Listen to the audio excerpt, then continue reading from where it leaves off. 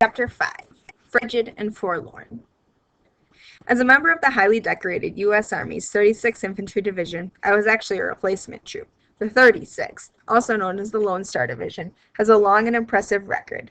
Originally activated in 1917 as a National Guard division from Texas and Oklahoma, the 36th was sent to Europe in July of 1918 and conducted major operations in the Meuse-Argonne. During World War I, the division suffered 2,584 casualties, 466 killed in action, and 2,118 wounded. The unit was inactivated in 1919, but reactivated in November 25, 1940. Deploying overseas in April 2, 1943, the 36th had incurred decimating losses as it fought its way to the Italian peninsula. The unit had distinguished itself by fighting with courage and honor from the Gulfs of Sereno to the hills of San Pietro.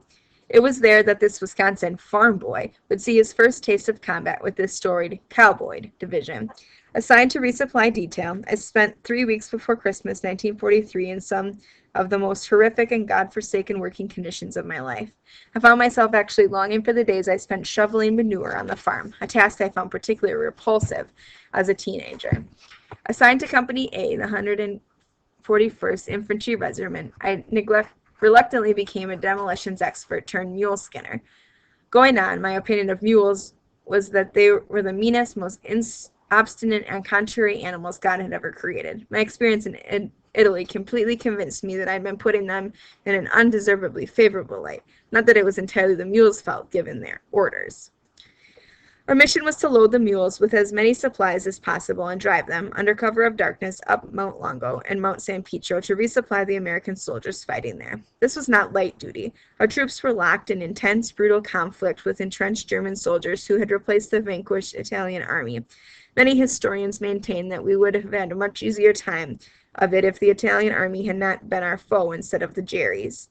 The Allied top brass had grossly underestimated these army troops, tough, experienced soldiers who fought with skill and courage as they realized they were part of the Gustav Line, the last line of defense against the Allies attacking their homeland from the south.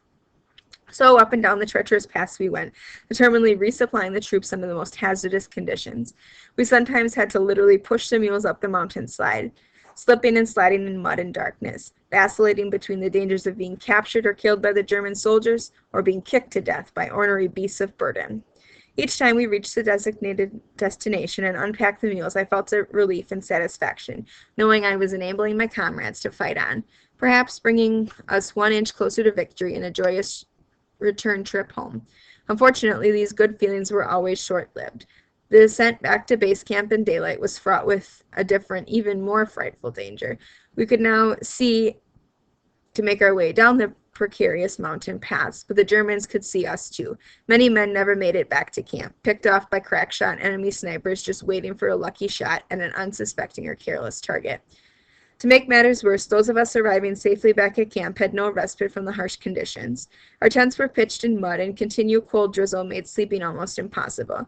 We tried to build up crude dirt platforms on which to pitch the tent so that the water couldn't puddle around us, but the dirt floors just washed away. Nasty. Doesn't do justice in trying to describe the conditions.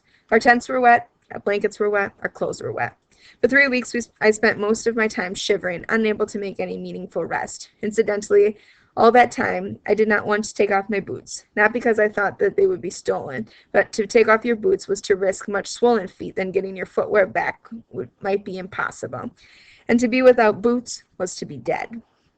So miserable were the conditions that the soldiers were hardly aware that when the calendar told us it was Christmas, 1943. No tree, no gifts, no decorations, no midnight mass and a snug candlelit church. I celebrated by finding my knapsack and rereading some of the letters from home I had stashed there.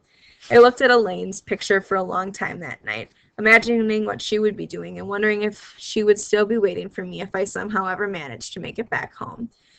We all did our best to hide the sadness and loneliness. We were just grateful for at least we would receive one Christmas wish. Our families were sent thousands of miles across the world. We were still alive. Surprise! 2 days later, our commander arranged for us to belatedly celebrate Christmas. On December 27th, we were actually served a traditional Christmas dinner. Elaine is a wonderful cook, and I've eaten lots of delicious food in my life, but I will never forget that meal. Where the lieutenant got the fixins, nobody knew. and no one ever asked.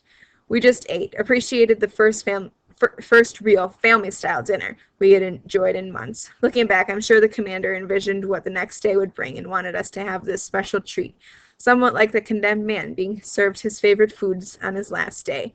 But as we laughed and dug in, we did not know what he must have. The Allied generals were planning an offensive assault on Italy, and the 36th would be in the thick of it.